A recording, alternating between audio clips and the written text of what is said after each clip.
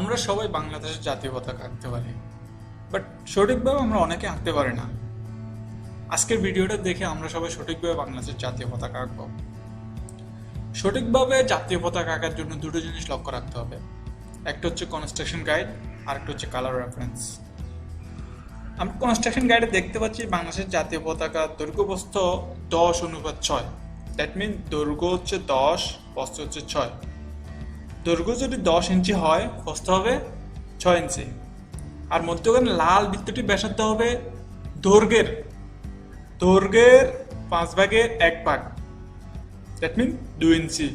আমরা 10কে যদি 5 ভাগ করি, 1 ভাগ হবে 2 ইঞ্চি। তাহলে দৈর্ঘ্যের 5/1 হবে লাল বৃত্তটির ব্যাসার্ধ। আর কালারের প্যান্সে দেখতে পাচ্ছি আমি দুটো কালার মোড রাখছি, একটা হচ্ছে CMYK আর একটা হচ্ছে RGB।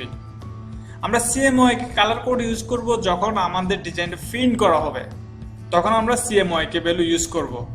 আর যখন প্রিন্ট করা হবে না, তখন আমরা RGB ভ্যালু ইউজ করব। আজকের টিউটোরিয়ালে আমি RGB ভ্যালু নিয়ে কাজ করতেছি। তাহলে শুরু করি।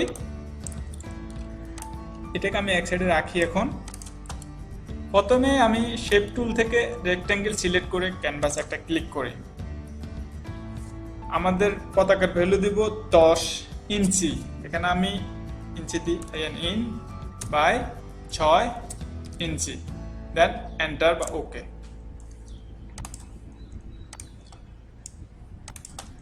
এখন আমরা লাল বৃত্তটি আঁকবো। বৃত্তটি আঁকার জন্য সেম শেপ টুল থেকে ইলিপস টুল, দেন ক্যানভাস একটা ক্লিক। যেহেতু আমাদের লাল বৃত্তটির ব্যাসার্ধ 2 ইঞ্চি, ব্যাসার্ধ বলতে আমরা কি বুঝি? পুরো বৃত্তটির অর্ধেক, সেটা হচ্ছে ব্যাসার্ধ। তাহলে ব্যাসার্ধ যদি 2 ইঞ্চি হয়, পুরো বৃত্তটি কত হবে? পুরো বৃত্তটি হবে 4 ইঞ্চি। 4 ইঞ্চি বাই 4 ইঞ্চি, দেন ওকে।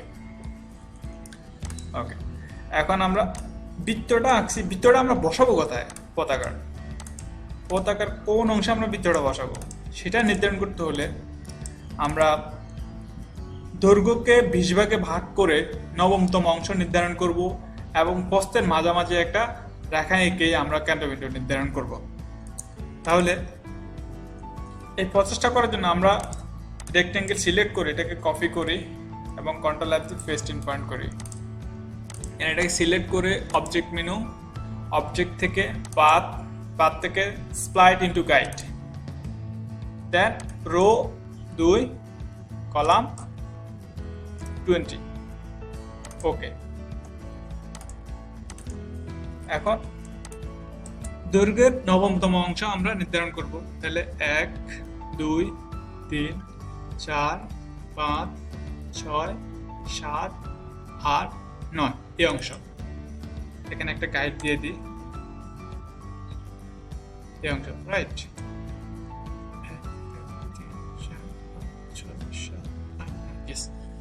আর প্রস্থের মাঝামাঝি এখানে। দেন আমরা এগুলো ডিলিট করে দিতে পারি, এগুলো আর দরকার না। এখন ডিলিট ডিলিট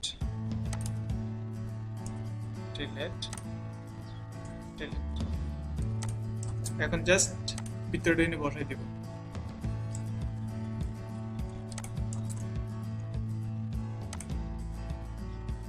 ইয়েস, এখানে গাইড আর দরকার নাই, গাইড